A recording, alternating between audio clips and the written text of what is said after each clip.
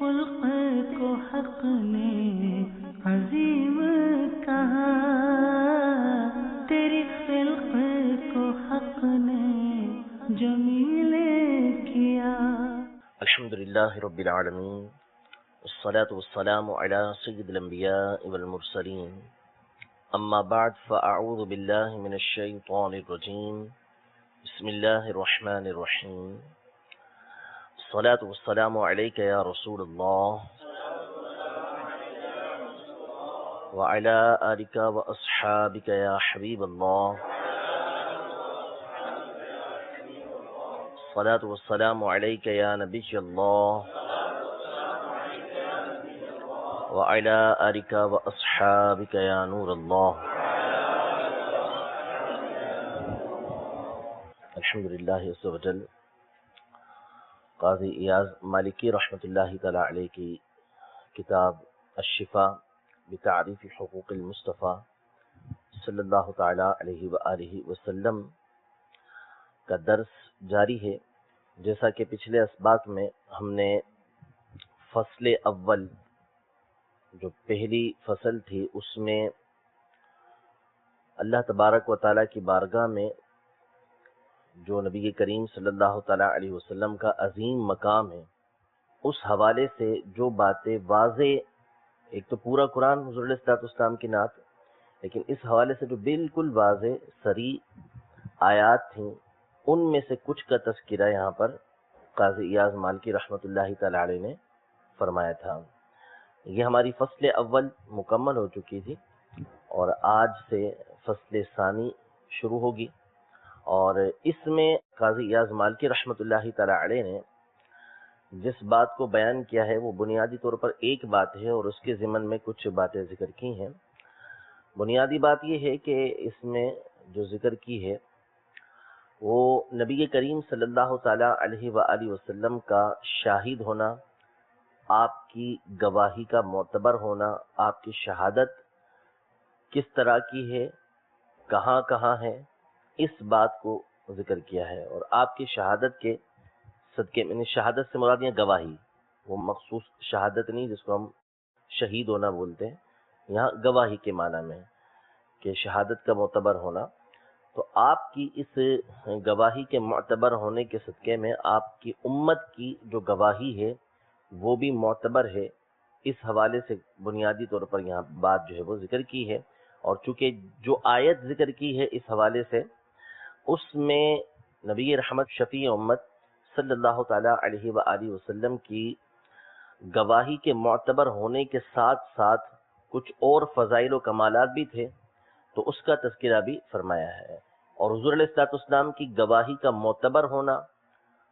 آپ کا اللہ تبارک و تعالیٰ کی بارگاہ میں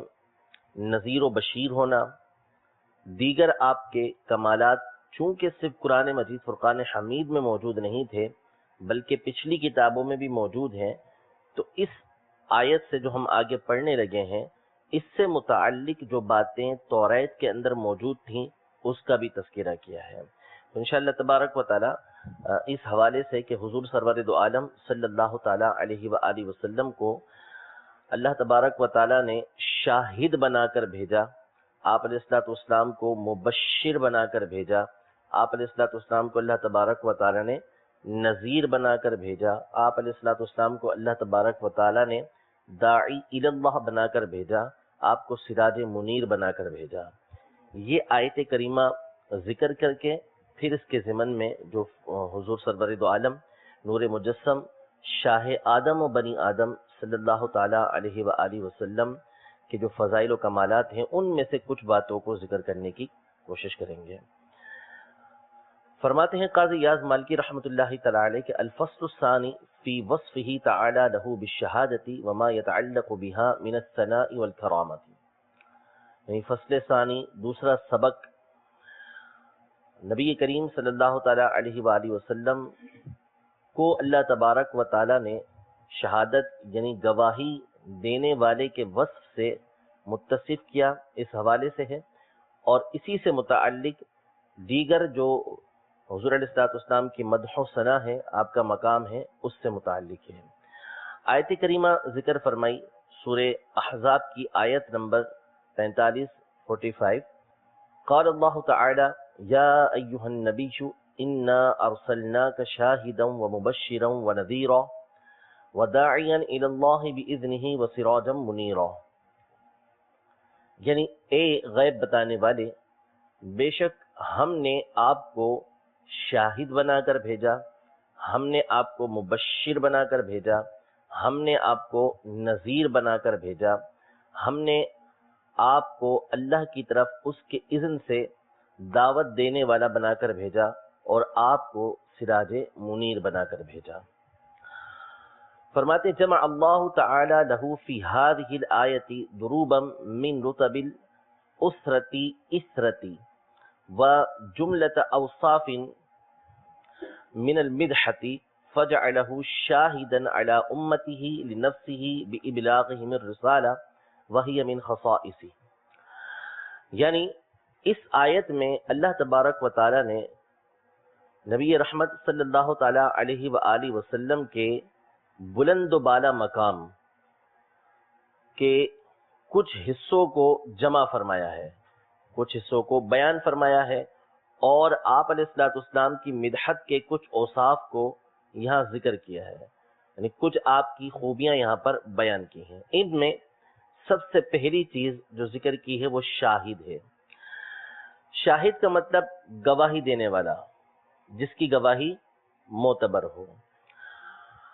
انبیاء کرام علیہم السلام تمام کے تمام اللہ تبارک و تعالیٰ کی بارگاہ میں عزت و اکرام والے ہیں، ہر ایک کی بات اللہ تبارک و تعالیٰ کی بارگاہ میں مقبول ہے، وہ جو کہیں اللہ تبارک و تعالیٰ کی بارگاہ میں یقیناً وہی کہیں گے جو سچ اور حق ہے، ٹھیک ہے۔ لیکن نبی کریم صلی اللہ تعالیٰ علیہ وآلہ وسلم کے کمالات میں سے ایک کمال یہ ہے کہ دیگر انبیاء کرام علیہم السلام اپنی رسالت کو اپنی امتوں تک پہنچا چکے، لیکن انہوں نے اپنی رسالت، اپنی باتیں، جو اللہ تبارک و تعالیٰ کے احکام تھے وہ اپنی امت تک پہنچائے۔ اس حوالے سے کل بروز قیامت جب ان سے سوال ہوگا، جس کی تفصیل آگے آ رہی ہے، جب ان سے سوال ہوگا تو اب اس سوال پر، اپنے اس دعوے پر ان سے دلیل طلب کی جائے گی۔ رب تبارک و تعالیٰ جانتا ہے کہ یہ انبیاء کرام علیہم السلام سچے ہیں اور جو بیان کر رہے ہیں، حق بیان کر رہے ہیں، واقعی یہ اپنی بات کو، جو ان کو احکام دیے گئے تھے وہ اپنی امتوں تک پہنچا چکے، لیکن حجت کو قائم کرنے کے لیے اللہ تبارک و تعالیٰ ان انبیاء کرام علیہم السلام سے گواہ طلب فرمائے گا۔ پھر وہ گواہی کون دے گا اس کا تذکرہ آتا ہے، لیکن حضور علیہ السلام کا کمال یہ ہے، آپ علیہ السلام کا مقام یہ ہے کہ دیگر انبیاء کرام علیہم السلام اپنی رسالت کو پہنچائیں، اپنی باتوں کو پہنچائیں، اس پر وہ گواہ دیں گے، لیکن آپ علیہ السلام نے اپنی رسالت کو پہنچا دیا، اپنی باتوں کو پہنچا دیا، اللہ تبارک و تعالیٰ کے احکام کو پہنچا دیا، اس پر کسی گواہی کی کوئی حاجت نہیں۔ آپ کی ذات کو فی نفس ہی اللہ تبارک و تعالیٰ نے شاہد بنایا کہ خود آپ علیہ السلام کا کہہ دینا ہی کفایت کر جائے گا۔ یہ آپ علیہ السلام کے شاہد ہونے کا ایک کمال آپ علیہ السلام کو حاصل ہے۔ اسی آیت سے ہمارے علماء نے حضور سرور دو عالم صلی اللہ تعالیٰ علیہ وآلہ وسلم کا حاضر و ناظر ہونا بھی ثابت کیا ہے۔ حاضر و ناظر کا معنی جو بنیادی اعتبار سے اہل سنت کے عقائد میں سے ہے، نظریہ جو ہمارا ہے وہ یہ ہے کہ یہ نہیں کہ حضور علیہ السلام ہر مقام پر اپنے جسم اقدس کے ساتھ حاضر ہوں، تشریف لے کر آئیں، ایسا نہیں ہے۔ ہمارا جو نظریہ اور عقیدہ اس حوالے سے ہے وہ یہ ہے کہ آپ اپنی قبر انور میں ہی تشریف فرما ہے، اپنی قبر انور میں تشریف فرما ہے، لیکن اللہ تبارک و تعالی نے آپ علیہ السلام کو وہ علم عطا فرمایا ہے کہ اپنی قبر انور سے ہی تمام کے تمام معاملات کو آپ ملاحظہ فرما رہے ہیں۔ ان کا علم بھی آپ کو دے دیا گیا پہلے، پہلے سے بھی جانتے ہیں اور اب بھی آپ علیہ الصلوۃ والسلام ان تمام چیزوں کا ملاحظہ فرما رہے ہیں، ہر چیز کا آپ علم رکھتے ہیں، اور یہ قدرت اللہ تبارک و تعالی نے آپ علیہ الصلوۃ والسلام کو عطا فرمائی ہے کہ جہاں تشریف لے جانا چاہیں آپ لے جا سکتے ہیں، کوئی اس میں استحالہ نہیں ہے، کوئی اس کے اندر مشکل بات نہیں ہے۔ اللہ تبارک و تعالی اس بات پر قادر ہے کہ اپنے بندے کو اس بات کی قدرت دے کہ وہ جہاں جانا چاہے جا سکے، بعد انتقال بھی، دنیا سے وصال کے بعد بھی جا سکتا ہے۔ تو اللہ تبارک و تعالیٰ کی بارگاہ میں حضور علیہ الصلوۃ والسلام کا مقام و مرتبہ تو بہت بڑا ہے، بہت بلند و بالا ہے۔ تو حضور علیہ الصلوۃ والسلام کو بھی اللہ تبارک و تعالیٰ نے یہ قدرت عطا فرمائی ہے کہ آپ جہاں جانا چاہیں، تشریف لے جانا چاہیں، آپ لے جا سکتے ہیں۔ یہاں تشریف لانا چاہیں یہاں تشریف لا سکتے ہیں، کسی کی نماز جنازہ میں تشریف لانا چاہیں تشریف لا سکتے ہیں، کسی محفل کے اندر تشریف لانا چاہیں لا سکتے ہیں، اس میں کوئی بعید نہیں ہے۔ کافی ساری دلیلیں ہیں اس پر۔ اولاً دیکھیے اس حوالے سے کہ شاہد کا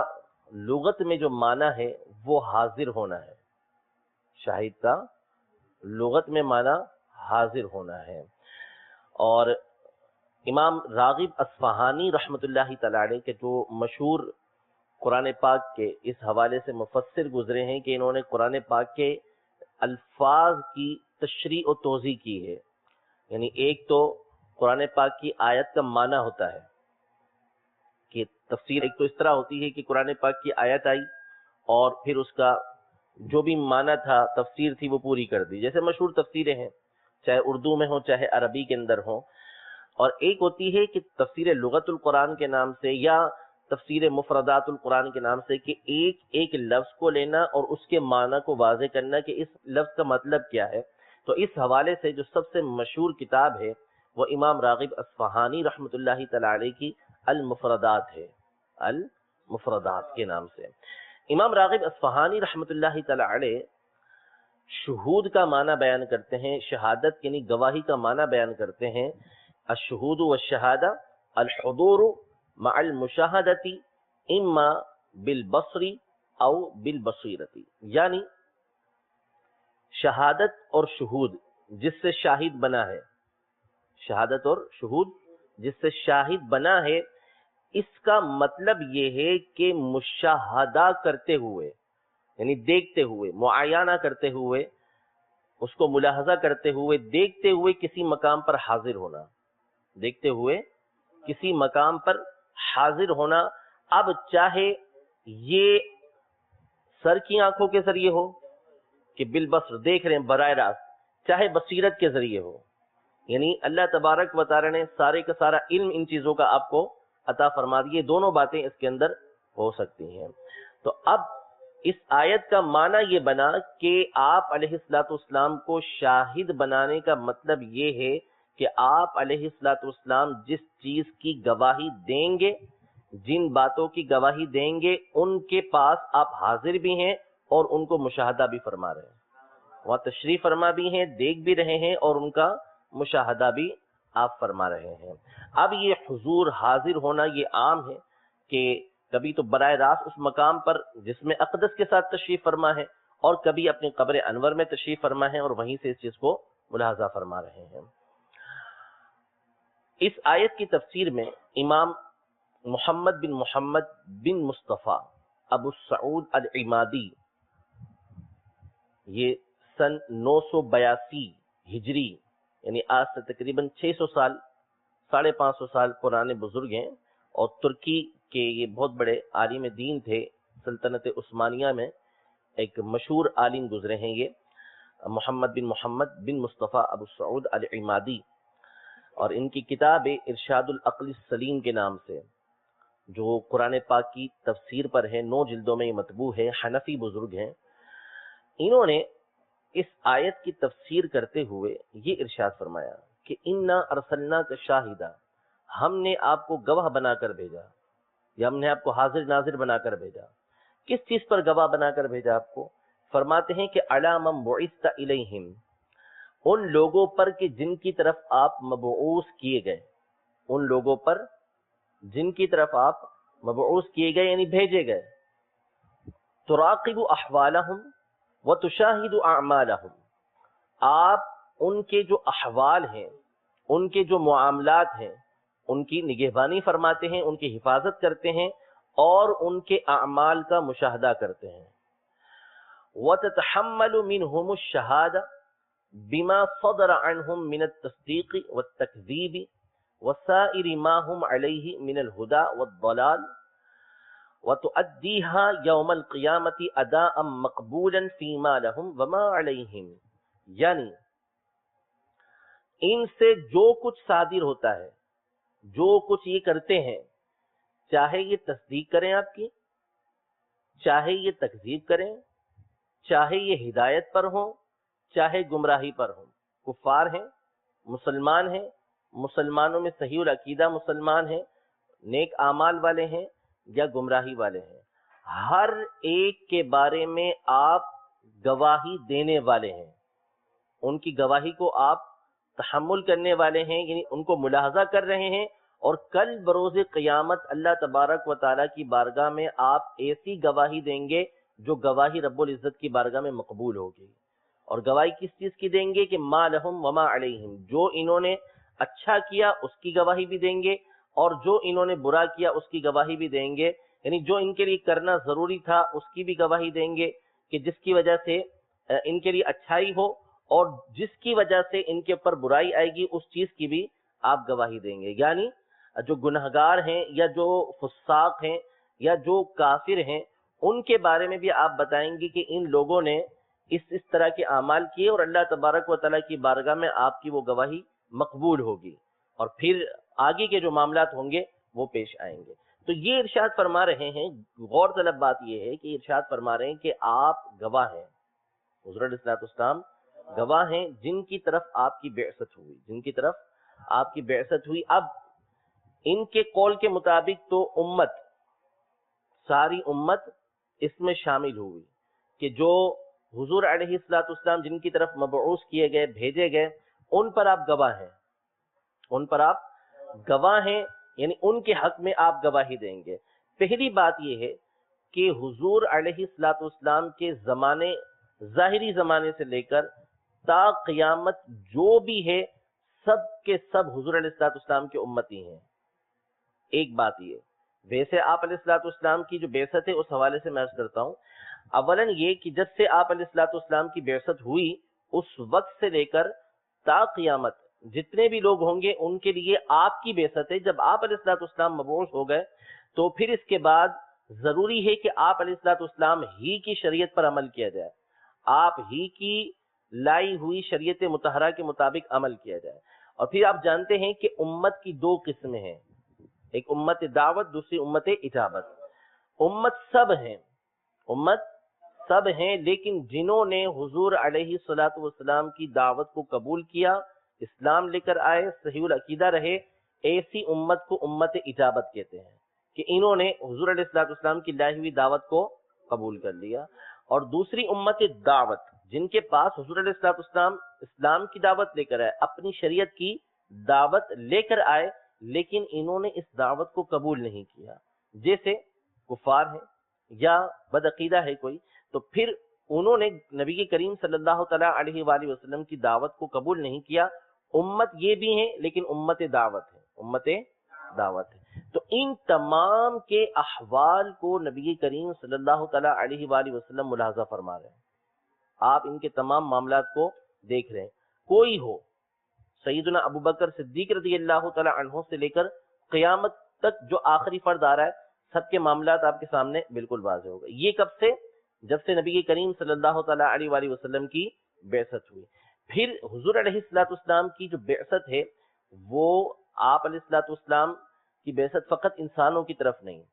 بلکہ آپ علیہ الصلوۃ والسلام جنات کی طرف بھی بھیجے گئے۔ قرآن پاک کے اندر موجود ہے سورہ احقاف کے اندر کہ جنات آپ علیہ الصلوۃ والسلام پر ایمان لے کر آئے، آپ کے قرآن کو سنا، قرآن سننے کے بعد قوم جنات کے پاس گئے اور ان کو جا کر حضور علیہ الصلوۃ والسلام کی دعوت کے بارے میں بتایا، آپ علیہ الصلوۃ والسلام کے دین کے بارے میں بتایا۔ اسی طرح علماء کی تحقیق کے مطابق امام اہل سنت رضی اللہ تعالی عنہ، مفتی احمد خان نعیمی رحمۃ اللہ تعالی علیہ، علامہ جلال الدین سیوطی شافعی رحمۃ اللہ تعالی علیہ، دیگر بزرگوں کی تحقیق کے مطابق کائنات کی کوئی شے ہو وہ حضور علیہ الصلوۃ والسلام کی نبوت سے خارج نہیں ہے، ہر ایک کی طرف آپ علیہ الصلوۃ والسلام کو بھیجا گیا ہے، ہر ایک کی طرف آپ علیہ الصلوۃ والسلام کو بھیجا گیا ہے۔ اسی کے بارے میں حضور علیہ الصلوۃ والسلام فرماتے ہیں کہ ارسلت الی الخلق کافہ، مجھے تمام مخلوق کی طرف نبی بنا کر بھیجا گیا، رسول بنا کر بھیجا گیا ہے۔ اور اس پر دلائل موجود ہیں کہ آپ علیہ الصلوۃ والسلام فقط اپنی امت کی گواہی نہیں دیں گے کہ جب سے آپ علیہ الصلوۃ والسلام مبعوث ہوئے اس کے بعد سے گواہی دیں، نہیں، بلکہ آپ علیہ الصلوۃ والسلام کی جو گواہی ہوگی وہ پچھلی امتوں کے حق میں بھی ہوگی، ان کے بارے میں بھی آپ علیہ الصلوۃ والسلام گواہی دیں گے، جس کا تذکرہ قاضی ایاز مالکی رحمۃ اللہ تعالی علیہ آگے فرما رہے ہیں۔ اس کو بیان کرنے سے قبل یہ بات سماعت فرمائیے کہ امام فخر الدین رازی رحمۃ اللہ تعالی علیہ اور اسی طرح امام علاء الدین علی بن محمد المعروف امام خازن، تفسیر خازن مشہور و معروف کتاب ہے، یہ دونوں کے دونوں اس آیت کی تفسیر میں فرماتے ہیں کہ شاہدن علی الخلق کلہم یوم القیامہ، یعنی حضور علیہ الصلوۃ والسلام تمام مخلوق کی قیامت کے دن گواہی دینے والے ہوں گے۔ اب ان کی تفسیر کے مطابق آپ علیہ الصلوۃ والسلام ساری مخلوق کی گواہی دینے والے۔ اب گواہی کیسے ہوگی، اس کا جو سینریو ہے وہ بخاری شریف کی حدیث پاک جس کو یہ آگے ذکر کر رہے ہیں وہ یہ ہے کہ کل بروز قیامت جب اللہ تبارک و تعالی انبیاء کرام علیہم السلام سے استفسار فرمائے گا، پوچھے گا، حالانکہ اللہ تبارک و تعالی جانتا ہے، لیکن حجت کو قائم کرنے کے لیے اللہ تبارک و تعالی انبیاء کرام علیہ السلام سے پوچھے گا کہ کیا تم نے میرے جو احکام تھے ان کو پہنچا دیا؟ نبوت اور رسالت کے جو تقاضے تھے کہ احکام کو پہنچایا جائے وہ پورے کر دیے؟ وہ کہیں گے اللہ ہم نے تیری بات کو، تیرے احکام کو ان لوگوں تک پہنچا دیا۔ اب امتوں سے پوچھا جائے گا پچھلی، تو وہ کہیں گے کہ انکار کر دیں گے، انبیاء کرام علیہ السلام کو نعوذ باللہ جھٹلا دیں گے، کہیں گے یہ تو ہمارے پاس کچھ بھی لے کر نہیں ہے، انہوں نے تو ہمیں کوئی حکم نہیں دیا۔ تو اب اللہ تبارک و تعالی انبیاء کرام علیہ السلام سے کہے گا کہ تمہارے گواہ کون ہیں؟ دعویٰ تم نے کیا کہ تم نے بات کو پہنچا دیا ہے، لیکن تمہارے اس دعوے پر دلیل کیا ہے؟ یعنی کون تمہارا گواہ ہے کہ تمہیں جو بتائے کہ واقعی تم نے پہنچا دیا؟ تو اب انبیاء کرام علیہ السلام فرمائیں گے کہ امت محمدیہ اس بات کی گواہ ہے، امت اس بات کی گواہ ہے۔ ہم سے سوال کیا جائے گا، اس امت سے سوال کیا جائے گا، پوچھا جائے گا کہ ہاں کیا انبیاء کرام علیہ السلام نے بات پہنچا دی تھی؟ تو ظاہر امت کہے گی کہ ہاں پہنچا دی تھی۔ تو آپ پچھلی امتیں کہیں گی کہ ان کو کیا پتا، یہ تو ہمارے بعد آئے تھے، ہم تو پہلے گزر گئے، ہم تو پہلے گزر گئے، یہ تو ہمارے بعد آئے تھے، یہ تو ہمیں ملاحظہ نہیں کر رہے تھے، یہ تو ہمیں گواہی کا معنی ذہن میں رکھیے گا، یہ تو ہمیں ملاحظہ نہیں کر رہے تھے، ہمیں نہیں دیکھ رہے تھے، تو ان کی گواہی ہمارے حق میں کیسے معتبر ہوگی؟ تو پوچھا جائے گا ہاں انبیاء کرام علیہ السلام کی رسالت کی تم لوگوں نے گواہی دی، تمہارے پاس کیا دلیل ہے، تمہارا گواہ کون ہے کہ واقعی انہوں نے پہنچا دی ہے؟ تو وہ کہیں گے کہ ہمارے نبی صلی اللہ تعالی علیہ وسلم نے ہمیں بتایا ہے۔ اب حضور علیہ الصلوۃ والسلام تشریف لے کر آئیں گے، تو پھر حضور علیہ الصلوۃ والسلام سے پوچھا جائے گا، تو آپ علیہ الصلوۃ والسلام امت کی تصدیق فرمائیں گے، امت کی تصدیق فرمائیں گے۔ جب آپ ارشاد فرما دیں گے کہ ہاں انبیاء کرام علیہ السلام نے بات کو پہنچا دیا، احکام کو پہنچا دیا، ان کی امتوں نے ان کو جھٹلایا، اور جو میری امت کہہ رہی ہے وہ بالکل درست کہہ رہی ہے، تو اب آگے انبیاء کرام علیہ السلام کی جو امتیں ہوں گی وہ بھی یہ نہیں بولیں گی کہ ان کو کیا پتا، وہ بھی یہ نہیں بولیں گی کہ ان کو کیا پتا، وہ خاموش ہو جائیں گی، اس لیے کہ وہاں سلطنت مصطفیٰ ظاہر ہوگی، وہاں نبی کریم صلی اللہ تعالی علیہ وسلم کی جو شان و شوکت ہوگی وہ ان کے سامنے ظاہر ہوگی کہ ان کا مقام اور مرتبہ ایسا ہے کہ یہ جو بول رہے ہیں ان کو سب معلوم ہے، انہوں نے اپنی آنکھوں سے ہمارا سارا کا سارا معاملہ دیکھا ہوا ہے، اس پر یہ گواہی دے رہے ہیں۔ یعنی آپ علیہ الصلوۃ والسلام کے سامنے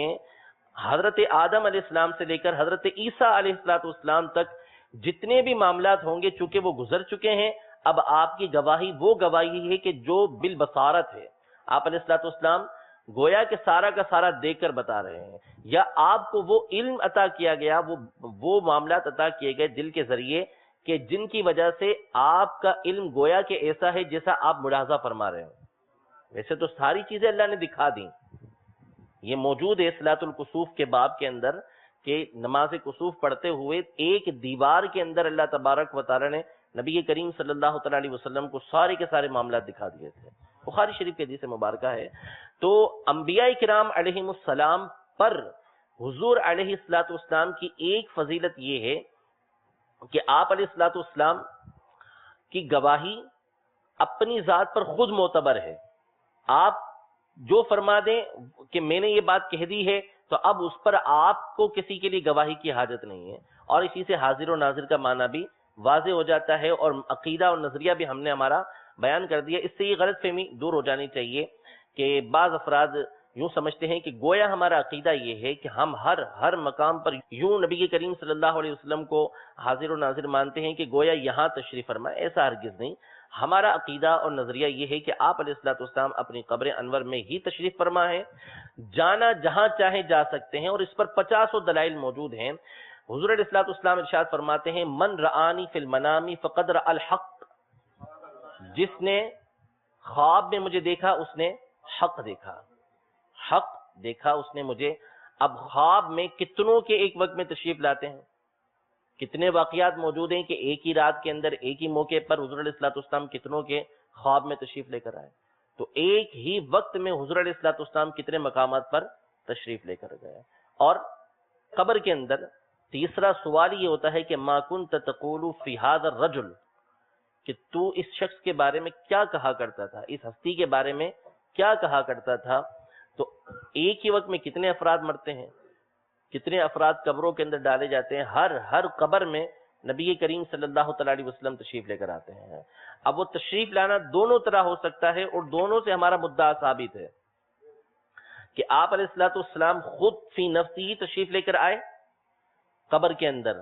کسی کی بھی قبر ہو، اور وہاں حضور علیہ الصلوۃ والسلام کی تشریف آوری ہوئی۔ یہ بھی ٹھیک، اس حوالے سے بھی ہمارا یہ عقیدہ اور نظریہ ثابت ہوتا ہے کہ آپ علیہ الصلوۃ والسلام ایک ہی وقت میں کئی مقام پر جا سکتے ہیں۔ اور اگر یہ نظریہ بھی لیا جائے کہ جس کا انتقال ہوا ہے حضور علیہ الصلوۃ والسلام کی قبر انور اور اس کی قبر کے درمیان پردے ہٹا دیے جاتے ہیں، تو بھی ہمارا مدعا ثابت کہ حضور علیہ الصلوۃ والسلام اپنی قبر انور میں تشریف فرما ہو کر کئی مقام کو ملاحظہ فرما رہے ہیں، کئی مقام پر نظر آ رہے ہیں۔ تو ایسا ہونا کوئی بعید نہیں ہے، اور بہت سارے اس پر دلائل ہیں۔ اگر تفصیل پڑھنا چاہیں تو علامہ سید احمد سعید کاظمی رحمۃ اللہ تعالی علیہ کی کتاب ہے تسکین الخواطر کے نام سے، تسکین الخواطر، یہ جو خواطر یعنی خاطر کی جمع، خیالات کی جمع، دل میں جو باتیں آتی ہیں اس کو تسکین دینے والی کتاب ہے، تسکین الخواطر فی مسئلۃ الحاضر والناظر۔ تو یہ بہترین کتاب ہے اس حوالے سے کہ اس میں دلائل کے انبار ہیں، اگر کوئی انصاف کی نظر سے اس کو پڑھ لے تو یہ مسئلہ اس کے سامنے بالکل علم نشرہ ہو جائے گا، واضح ہو جائے گا بالکل۔ اور دوسری کتاب حضرت علامہ منظور احمد فیضی صاحب رحمۃ اللہ تعالی علیہ کی کتاب ہے مقام رسول کے نام سے، مقام رسول کے نام سے، اس میں بھی آپ نے صفحہ نمبر 400 سے اس مسئلے پر تفصیل کے ساتھ بحث فرمائی۔ یہ جو ہم نے آیت کی تحت علامہ محمد بن مصطفیٰ ابو سعود العمادی رحمۃ اللہ تعالی علیہ کی تفسیر ارشاد العقل السلیم، ارشاد العقل السلیم کے حوالے سے بات ذکر کی، یہ بات 15 سے 20 تفسیروں کے ذریعے حضرت نے ثابت کی ہے کہ 15 سے 20 تفسیروں کے اندر یہی کی یہی بات موجود ہے کہ حضور علیہ الصلوۃ والسلام تمام امت کے اعمال کو ملاحظہ فرما رہے ہیں۔ تو اس میں بھی اس کی تفصیل اگر وہاں پڑھنا چاہیں تو اس میں بھی دیکھ سکتے ہیں۔ تو معنی کیا بنا کہ شاہد کا مطلب اللہ تبارک و تعالیٰ کی بارگاہ میں نبی کریم صلی اللہ تعالیٰ علیہ وسلم کی گواہی فی نفسی ہی معتبر ہے، آپ کو کسی اور کے اوپر، اپنی رسالت کے اوپر کسی اور گواہی کو لانے کی کوئی حاجت نہیں پڑے گی۔ فرماتے ہیں شاہدن علی امتہ لنفسہ بابلاغہم الرسالہ، حضور علیہ الصلوۃ والسلام اپنی امت پر اس بات کے گواہ ہیں کہ آپ نے ان تک رسالت کو پہنچا دیا۔ وَهِيَ مِنْ خَصَائِصِهِ، یہ حضور علیہ الصلوۃ والسلام کی خصوصیات میں سے، جیسا کہ تفصیل میں نے آپ کے سامنے ذکر کر دی کہ یہ صرف حضور علیہ الصلوۃ والسلام کی خصوصیت ہے کہ آپ کو کوئی گواہ پیش کرنے کی ضرورت نہیں ہے۔ دیگر انبیاء کرام علیہ السلام بھی معتبر ہیں، مقبول ہیں، لیکن وہ اپنی گواہی کے اوپر اپنی شہادت کے اوپر، اپنے دعوے کے اوپر دلیل پیش کریں گے، آپ علیہ الصلوۃ والسلام کو دلیل پیش کرنے کی حاجت نہیں، خود آپ علیہ الصلوۃ والسلام کی ذات اس بات کی دلیل ہے کہ آپ علیہ الصلوۃ والسلام جو فرمائیں وہ سچ اور حق ہے، اور اس کا مظاہرہ کل بروز قیامت ہوگا. ٹھیک ہے، ویسے دنیا میں بھی ہو چکا کہ آپ نے جو فرمایا حق اور سچ فرمایا، یعنی اس میں کوئی ڈاؤٹ ہی نہیں ہے، کوئی شک ہی نہیں ہے کہ حضور علیہ الصلوۃ والسلام جو باتیں بیان فرمائیں اس میں کسی طرح کی کوئی خرابی ہو، نعوذ باللہ من ذالک، ایسا ہے ہی نہیں. جو بات آپ ارشاد فرما رہے ہیں وہ حق اور سچ ہی ہے. آگے فرمایا وَمُبَشِّرًا، آپ بشارت دینے والے ہیں، بشارت دینے والے ہیں، یعنی کس کو بشارت دینے والے ہیں؟ اس کی تفسیر کرتے ہیں لِأَهْلِ طَاعَتِهِ، جو آپ علیہ الصلوۃ والسلام کی اطاعت کرنے والے ہیں، اللہ کی فرما برداری کرنے والے ہیں. وَنَذِيرًا لِأَهْلِ مَعْصِيَتِهِ، نذیر کا مطلب ڈر سنانے والا، ویسے ڈرانے والا بھی معنی بنتا ہے، لیکن سیدی اعلیٰ حضرت امام اہل سنت نے اس کا ترجمہ کیا ہے ڈر سنانے والا. یعنی یہ اچھا ترجمہ ہے، اس میں ادب اور زیادہ ہے، محبت اور زیادہ ہے کہ ڈرانے والا ایک ترجمہ بن جاتا ہے، لیکن اچھا اور بہتر ترجمہ ہے ڈر سنانے والا. آپ علیہ الصلوۃ والسلام ڈر سنانے والے، کس کو؟ لِأَهْلِ مَعْصِيَتِهِ، جو آپ علیہ الصلوۃ والسلام کے احکام کی نافرمانی کریں، یعنی اللہ تبارک و تعالیٰ کے لائے ہوئے احکام جو آپ نے پہنچائے اس کو نہ مانیں. وَدَاعِيًا، اور حضور علیہ الصلوۃ والسلام بلانے والے ہیں، تو فرمائے کس کی طرف؟ اِلیٰ تَوْحِیدِهِ وَعِبَادَتِهِ، اللہ تبارک و تعالیٰ کی توحید اور اللہ تبارک و تعالیٰ کی عبادت کی طرف. وَسِرَاجًا مُنِيرًا، اور حضور علیہ الصلوۃ والسلام سراج منیر ہیں. اس کی تفصیل ہم پیچھے بیان کر چکے ہیں نور کے باب کے اندر، کہ سراج کا مطلب ہوتا ہے چراغ، اور سورج کو بھی سراج بولتے ہیں. منیر کا مطلب روشن کرنے والا. تو حضور علیہ الصلوۃ والسلام روشن سورج ہیں، روشن چراغ ہیں، جس کا مطلب ہے یہتدی بہ للحق، کہ جس کے ذریعے سے حق کی رہنمائی حاصل کی جاتی ہے. ابتدا میں نے بات ذکر کی تھی کہ نبی کریم صلی اللہ تعالی علیہ وآلہ وسلم کی جو گواہی کا معتبر ہونا ہے اس کو بیان کیا ہے، اور اس کے ضمن میں اور خوبیاں بھی بیان کی ہیں، جو یہ ہم نے سنی کہ آپ علیہ الصلوۃ والسلام کو مبشر بنایا گیا، آپ علیہ الصلوۃ والسلام کو نذیر بنایا گیا، داعیاً الی اللہ بنایا گیا، سراجم منیرہ بنایا گیا. یہ باتیں ذکر کی ہیں. اب اسی حوالے سے ہم نے عرض کی تھی کہ جو باتیں قرآن پاک کے اندر ہیں وہ باتیں اللہ تبارک و تعالی نے پچھلی جو کتابیں ہیں اس میں بھی بیان کی ہیں، اگرچہ کہ ان اہل کتاب نے اس میں تحریف کی اور حضور علیہ الصلوۃ والسلام کی کئی نعتیں انہوں نے اپنی کتاب سے ہٹا دی، لیکن کئی باقی بھی رہیں، کئی موجود بھی رہیں، بہت ساری موجود رہیں. اور پھر اس کے بعد بعض نسخے وہ محفوظ رہے انجیل مقدس کے، کہ جس میں واضح الفاظ میں نبی کریم صلی اللہ تعالیٰ علیہ وسلم کی تعریف و توصیف موجود تھی. دیگر میں بھی موجود ہے اشاروں کے ساتھ، لیکن بعض نسخے جیسے انجیل برناباس وغیرہ کے ایسے محفوظ رہے کہ جس میں حضور علیہ الصلوۃ والسلام کی تعریف و توصیف اب تک موجود ہے. اہل کتاب نے اس کے اندر کیا کیا؟ تبدیلی کی. اب انہوں نے یہاں پر 3 حدیثیں ذکر کی ہیں، کعب الاحبار رحمۃ اللہ تعالی علیہ کے حوالے سے، اور حضرت عبداللہ بن سلام رضی اللہ تعالی عنہ کے حوالے سے، اور حضرت عبداللہ بن عمر بن العاص رضی اللہ تعالی عنہ کے حوالے سے. پہلی حدیث پاک اب سنتے جائیے، خود ہی انشاءاللہ تبارک و تعالی لطف بھی آئے گا اور معنی بھی بالکل واضح ہے. فرماتے ہیں عن عطاء ابن یسار، حضرت عطاء بن یسار سے مروی ہے، قال، وہ کہتے ہیں کہ لقیت عبداللہ بن عمرو بن العاص، کہ میں حضرت عبداللہ بن عمرو بن العاص رضی اللہ تعالی عنہ سے ملا، میری ملاقات ہوئی. فقلت، میں نے کہا، اخبرنی عن صفت رسول اللہ صلی اللہ تعالی علیہ وسلم، مجھے رسول اللہ صلی اللہ تعالی علیہ وسلم کے اوصاف کے بارے میں، آپ کی خوبیوں کے بارے میں کچھ بتائیے. تو انہوں نے کہا اجل کیوں نہیں، بتاتا ہوں. واللہ انہ لموصوف فی التوراۃ ببعض صفته فی القرآن، اللہ کی قسم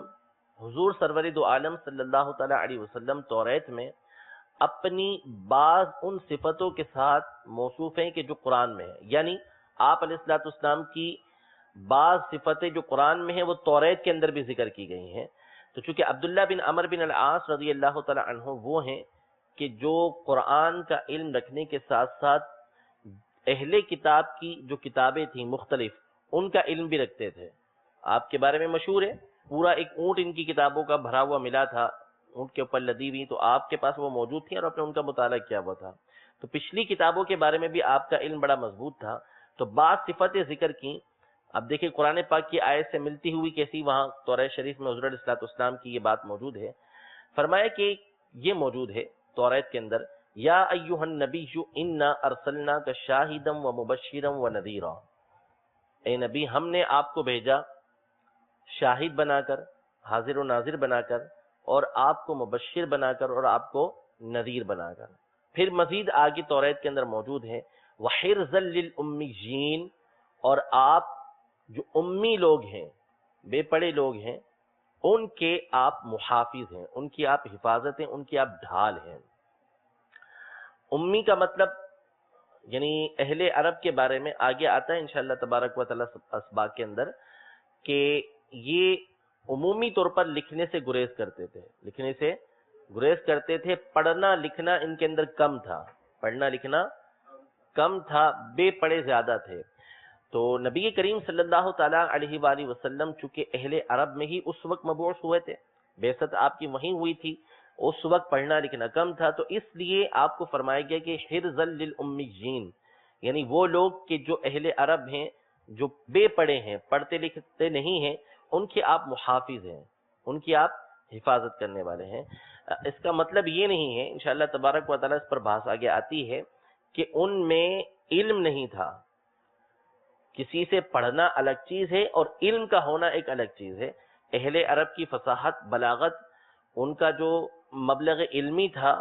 کس حوالے سے تھا، انشاءاللہ تبارک و تعالیٰ اس کی تفصیل کو ہم آگے ذکر کر رہے ہیں. اہل علم اس وقت ان میں بھی بعض موجود تھے، لکھنے کا بھی رواج ان کے اندر موجود تھا. بہرحال یہاں جو بتانا مقصود ہے وہ یہ ہے کہ آپ امی جین یعنی اہل عرب کی کے محافظ ہیں، جہاں آپ مبعوث ہیں ان کے محافظ ہیں، اور ان کے ضمن میں دوسروں کے بھی آپ محافظ ہیں. پھر اللہ تبارک و تعالیٰ توریت میں ہی حضور علیہ الصلوۃ والسلام کو مخاطب فرماتا ہے، انت عبدی و رسولی، اے حبیب آپ میرے بندے بھی ہیں اور میرے رسول بھی ہیں. سمیتک المتوکل، میں نے آپ کا نام متوکل رکھا ہے. حضور کے مبارک ناموں میں سے ایک نام متوکل ہے، یعنی توکل کرنے والے، اللہ پر کامل بھروسہ کرنے والے. قرآن پاک میں مومنوں کے بارے میں فرمایا وَعَلَى اللَّهِ فَلْيَتَوَكَّلِ الْمُتَوَكِّلُونَ، کہ اللہ پر توکل کرنے والے توکل کرتے ہیں. توکل کرنے والوں کو چاہیے کہ اللہ پر ہی توکل کریں. تو توکل کرنے والوں کے سردار ہمارے آقا علیہ الصلوۃ والسلام ہیں. اعلیٰ درجے کا توکل تھا، اس پر بھی پورے باب آگے موجود ہیں کہ کیسا حضور علیہ الصلوۃ والسلام اللہ پر بھروسہ کرتے تھے اور کس قدر اللہ تبارک و تعالیٰ کی ذات پر آپ کا اعتماد تھا. یہ کتب سیرت سے واضح ہے، جس کا تذکرہ انشاءاللہ آگے آئے گا. پھر فرمایا کہ لیس بفظ، آپ علیہ الصلوۃ والسلام بد خلق نہیں ہیں، یعنی بد اخلاق نہیں ہیں. ولا غلیظ، اسی طرح آپ علیہ الصلوۃ والسلام سخت دل نہیں ہیں، نہیں ہیں آپ. ولا سخاب فی الاسواق، اور نہ ہی آپ علیہ الصلوۃ والسلام بازاروں کے اندر شور شرابہ کرنے والے ہیں. سخاب بولتے ہیں کہ جو زور زور سے چلا کر بات کرے. اب یہ اسواق میں خاص طور پر بازاروں کی قید لگائی کہ آپ علیہ الصلوۃ والسلام بازاروں میں بلند آواز سے گفتگو کرنے والے نہیں ہیں. اس کے حوالے سے علماء یہ ارشاد فرماتے ہیں کہ چونکہ عموماً بازار کے اندر بلند آواز سے گفتگو کی جاتی ہے، عموماً بازاروں میں بلند آواز سے گفتگو کی جاتی ہے، جیسا کہ ہم ملاحظہ کرتے ہیں، دیکھتے ہیں، تو اس لیے خاص طور پر فرمایا کہ آپ علیہ الصلوۃ والسلام بازار کے اندر بلند آواز سے گفتگو کرنے والے نہیں ہیں. ورنہ عمومی طور پر بھی آپ آواز کو بہت زیادہ بلند نہیں کرتے تھے، سوائے اس وقت جب کہ آپ واعظ و تبلیغ فرمائیں. جب آپ واعظ فرماتے تھے، نصیحت فرماتے تھے، تو اس وقت بلند آواز سے فرماتے تھے. باقی اس کے علاوہ حضور علیہ الصلوۃ والسلام معتدل آواز میں گفتگو فرمایا کرتے تھے. ولا يدفع بالسيئة السيئة، اور جب آپ سے کوئی برائی کی جاتی ہے تو آپ علیہ الصلوۃ والسلام برائی کا بدلہ برائی سے نہیں دیتے ہیں. ولكن يعفو ويغفر، آپ علیہ الصلوۃ والسلام تو معاف کرتے ہیں اور صرف معاف نہیں کرتے، بخش دیتے ہیں. وَلَن يَقْبِضَهُ اللَّهُ حَتَّى يُقِيمَ بِهِ الْمِلَّةَ الْعَوْجَاءَ، اور اللہ تبارک و تعالی ہرگز آپ کو اس وقت تک دنیا سے نہ اٹھائے گا جب تک آپ کے ذریعے وہ ملت، وہ قوم کے جو ٹیڑھی ہو چکی ہے، وہ دین جو ٹیڑھا ہو چکا ہے، جس کے اندر ٹیڑھ آ چکا ہے، جس کے اندر خرابی آ چکی ہے، اس کو درست نہ فرما دے. یعنی آپ علیہ الصلوۃ والسلام کے ذریعے جن میں آپ مبعوث ہوئے ہیں ان کو بالکل اللہ تبارک و تعالیٰ درست فرما دے گا. اچھا، اب میں بار بار یہ ذکر کر رہا ہوں، آپ بھی سوچ رہے ہوں گے، چینل پر دیکھنے والے بھی، کہ آپ یہ بار بار کہتے ہیں کہ آگے تذکرہ آئے گا، آگے تذکرہ آئے گا. تو اصل میں دیکھیں، یہاں پر جو بات چیت بیان کرنے کی تھی وہ بیان کرنی تھی جو شہادت سے متعلق ہے، حضور علیہ الصلوۃ والسلام کی گواہی سے متعلق ہے. یہ ساری ضمنی بات آئی ہیں، ساری ضمنی بات آئی ہیں، ضمن کے اندر آئی ہیں، اور ان پر تمام کی تمام باتیں ہر ایک کا چیپٹر الگ باندھا ہے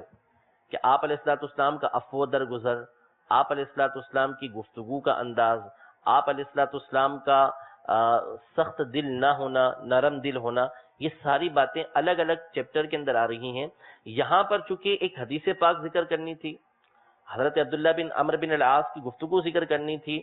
تو بات تو یہاں پر بھی پوری ہو جاتی، انا ارسلناک شاہدا و مبشرا و نذیرا، لیکن بات کس کی ہے؟ حضور سرور دو عالم صلی اللہ تعالی علیہ وسلم کی ہے. تو جب بات آتی ہے حضور علیہ الصلوۃ والسلام کی تو صحابہ کو گفتگو میں مزہ آتا ہے، جب صحابہ کو مزہ آتا ہے تو پھر بزرگوں کو بھی مزہ آتا ہے. تو انہوں نے بات یہاں تک مکمل کر دینی تھی، لیکن پوری کی پوری حدیث ذکر کی کہ یہ سارے اوصاف تورات کے اندر حضور علیہ الصلوۃ والسلام کے موجود ہیں. تو اللہ تبارک و تعالی اس وقت تک نبی کریم صلی اللہ تعالی علیہ وآلہ وسلم کو دنیا سے نہیں اٹھائے گا جب تک آپ علیہ الصلوۃ والسلام کے ذریعے جو اس ملت کے اندر، یعنی ابراہیم علیہ الصلوۃ والسلام جس دین کو لے کر آئے، وہ دین جس کے اندر اہل عرب خرابیاں پیدا کر چکے تھے، اپنے آپ کو اگرچہ حضرت ابراہیم علیہ السلام کی طرف منسوب کرتے تھے، یا تمام ادیان کے اندر جو خرابیاں تھیں، تو چونکہ آپ اسلام لے کر آ گئے، آپ علیہ الصلوۃ والسلام اسلام کو لے کر آ گئے، تو پھر اس کے ذریعے اللہ تبارک و تعالی نے تمام کی تمام خرابیاں دور کر دیں، تمام خرابیاں دور کر دیں. تو فرمایا کہ جب تک اسلام کے ذریعے، آپ علیہ الصلوۃ والسلام کے ذریعے تمام کی تمام خرابیوں کو اللہ تبارک و تعالی دور نہیں فرما دے گا، اس وقت تک آپ کو اللہ تبارک و تعالی نہیں اٹھائے گا. اور یہی ہوا کہ جب حضور علیہ الصلوۃ والسلام دنیا سے تشریف لے کر گئے تو جو خرابیاں موجود تھیں، یعنی اہل عرب کے اندر، آپ علیہ الصلوۃ والسلام نے دور فرما دی تھی. کیا ہوگا، کس طریقے سے ملت جو اوجا ہے، جو ٹیڑھی ملت ہے، وہ صحیح ہو جائے گی کہ بِأَن يَقُولُوا لَا إِلَهَ إِلَّا اللَّهُ، بائیں طور کے وہ کیا کہیں گے؟ لا الہ الا اللہ. یعنی اس کی جو تفسیر ہے وَلَن يَقْبِضَهُ اللَّهُ حَتَّى يُقِيمَ بِهِ الْمِلَّةَ الْأَوْجَاءَ، اس کی تفسیر یہ ہے کہ اللہ تبارک و تعالی ہرگز آپ صلی اللہ تعالی علیہ وسلم کو دنیا سے نہیں اٹھائے گا جب تک آپ کے ذریعے سے اللہ تبارک و تعالی جو ٹیڑھا پن ہے اس کو دور نہ فرما دے. یعنی لوگوں کے اندر جو کفر و شرک پیدا ہو گیا ہے، خرابیاں پیدا ہو گئی ہیں، اس کو جب تک اللہ تبارک و تعالی آپ علیہ الصلوۃ والسلام کے ذریعے دور نہیں کر دے گا، اس وقت تک دنیا سے آپ کو نہیں اٹھائے گا. یعنی آپ علیہ الصلوۃ والسلام پردہ نہیں فرمائیں گے جب تک آپ علیہ الصلوۃ والسلام کے ذریعے اللہ تبارک و تعالی دین کے اندر آنے والی خرابیوں کو دور نہ فرما دے. یعنی پچھلے انبیاء کرام علیہ السلام جو دین لے کر آئے تو اس کی تکمیل جو ہونی تھی وہ اسلام کے ذریعے ہونی تھی. اسلام آیا، حضور علیہ الصلوۃ والسلام اس کو لے کر آئے تو پچھلی خرابیوں کو سارا آپ نے دور فرما دیا. وہ خرابی دور کیسے ہوگی؟ فرمایا بِأَن يَقُولُوا لَا إِلَهَ إِلَّا اللَّهُ، وہ کیا کہیں گے کہ اللہ کے سوا کوئی معبود نہیں ہے. اب چاہے وہ اہل کتاب ہو، چاہے وہ مشرکین ہو، ہر ایک جو ہے وہ یہی کہے گا لا الہ الا اللہ. یعنی جو آپ پر ایمان لے کر آیا اس نے یہ کہنا ہے لا الہ الا اللہ. تو اس طریقے سے یہودی جو تھے وہ عزیر علیہ السلام کو اللہ کا بیٹا ماننے لگے تھے، اور جو بیٹا ہوتا ہے وہ باپ کی مثل ہوتا ہے، تو گویا کہ عزیر علیہ السلام کو انہوں نے ایک طرح سے خدا بنا ڈالا. اور عیسیٰ علیہ السلام کو عیسائی خدا مانتے تھے، تو ظاہر یہ بھی شرک ہو گیا، غلط ہو گیا. تو یہ جو چیز ہے کہ عیسیٰ علیہ السلام کو خدا ماننا یا عزیر علیہ السلام کو خدا ماننا، یا جو مشرکین مکہ اتنے سارے بتوں کی عبادت کیا کرتے تھے، یہ سارا کا سارا کیا ہو جائے گا؟ ختم ہو جائے گا. جو آپ پر ایمان لے کر آئے گا اس کے اندر سے یہ چیزیں کیا ہو جائیں گی؟ ختم ہو جائیں گی. بائیں طور کہ وہ کیا کہیں گے؟ لا الہ الا اللہ، اتنا کہیں گے، اور ساتھ میں محمد الرسول اللہ بھی کہیں گے. یہ جگہ جگہ یہ کلمہ جو استعمال ہوتا ہے کہ لا الہ الا اللہ، تو اس کا جو مطلب ہوتا ہے، مولا علی قاری رحمۃ اللہ تعالی علیہ شرح الشفا کے اندر فرماتے ہیں کہ ایک چیز ہوتی ہے کہ جو کسی چیز کا نام بن جاتی ہے، ایک چیز کسی چیز کا نام بن جاتی ہے. جیسے کوئی کہے کہ قل هو اللہ احد پڑھو، تو اس کا مطلب کیا ہوتا ہے؟ پوری سورہ اخلاص پڑھو. الحمدللہ رب العالمین پڑھو، اس کا مطلب کیا ہوتا ہے؟ کہ پوری سورہ فاتحہ پڑھو. تو یہ جو جز ہوتا ہے، ایک حصہ ہوتا ہے، یہ پوری سورت کا کیا بن گیا؟ نام بن گیا. تو اسی طرح لا الہ الا اللہ یہ کلمہ شہادت کا نام ہے، کلمہ شہادت کا نام ہے، کیونکہ جب تک آپ لا الہ الا اللہ کے ساتھ محمد رسول اللہ نہیں کہیں گے اس وقت تک یہ بات معتبر نہیں ہوگی. کیوں؟ اس لیے کہ اہل کتاب میں سے ایک بڑی تعداد ہے جو لا الہ الا اللہ کا اقرار کرتی ہے، لا الہ الا اللہ کا اقرار کرتی ہے. تو اگر فقط اتنی بات کافی ہوتی تو پھر ان کے لیے بھی کفایت کر جاتی، لیکن محمد رسول اللہ کہنا یہ ضروری ہے، اس کے بغیر بات پوری نہیں ہوتی. تو جگہ جگہ جو احادیث کے اندر مثال کے طور پر یہ کہنا کہ من قال لا الہ الا اللہ دخل الجنہ، جس نے لا الہ الا اللہ کہا وہ جنت میں داخل ہوگا، اس کا مطلب ہے کہ لا الہ الا اللہ محمد رسول اللہ کہا. اسی طرح یہ فرمایا کہ جس کا آخری کلام لا الہ الا اللہ ہو وہ جنت میں داخل ہوگا. تو اس کا مطلب کیا ہے؟ لا الہ الا اللہ محمد رسول اللہ. تو یہ لا الہ الا اللہ یہ کلمے کا نام ہے، کلمہ شہادت کا نام ہے. پورا کلمہ پڑھنا یہ ضروری ہے. پھر فرمایا وَيَفْتَحُ بِهِ أَعْيُنًا عُمْيًا، حضور علیہ السلام کے ذریعے اللہ تبارک و تعالی اندھی آنکھوں کو روشنی عطا فرمائے گا، بند آنکھوں کو کھول دے گا. یعنی جو حق کو دیکھنے کے لیے راضی نہیں ہے، اللہ تبارک و تعالی آپ علیہ السلام کی تبلیغ کی برکت سے، آپ علیہ السلام کے کلام کی برکت سے ان کو حق کو دیکھنے کی سعادت عطا فرمائے گا. اور آذانًا ثم، جن کے کان بند ہیں اللہ تبارک و تعالی ان کے کانوں کو کھول دے گا. یعنی جو حق کو سننے سے غافل ہیں، حق کو سنتے نہیں ہیں، ان کانوں کو اللہ تبارک و تعالی کھول دے گا کہ وہ حق کی باتوں کو سنیں گے. وہ قلوباً غلفا، اور جن کے دلوں پر پردے پڑے ہیں اللہ تبارک و تعالی ان کے پردوں کو بھی دور کر دے گا، پردوں کو ہٹا دے گا کہ وہ حق اور سچ بات کو سنیں گے. اسی ضمن میں اور بھی باتیں ہیں، اللہ نے چاہا تو اگلے سلسلے کے اندر اس کو مکمل کر لیں گے. اللہ تبارک و تعالی ہماری اس کوشش کو، ان باتوں کو اپنی بارگاہ میں شرف قبولیت عطا فرمائے، اور اللہ تبارک و تعالی حضور سرور دو عالم صلی اللہ تعالی علیہ وآلہ وسلم کی مدح و ثنا کرنا ہمارا وظیفہ بنائے. اللہ تبارک و تعالی آپ علیہ السلام کے برکات میں سے ہم سب کو حصہ عطا فرمائے. آمین بجاہ النبی الامین صلی اللہ تعالی علیہ وآلہ وسلم. تیرے خلق کو حق نے عظیم کہا، تیری خلق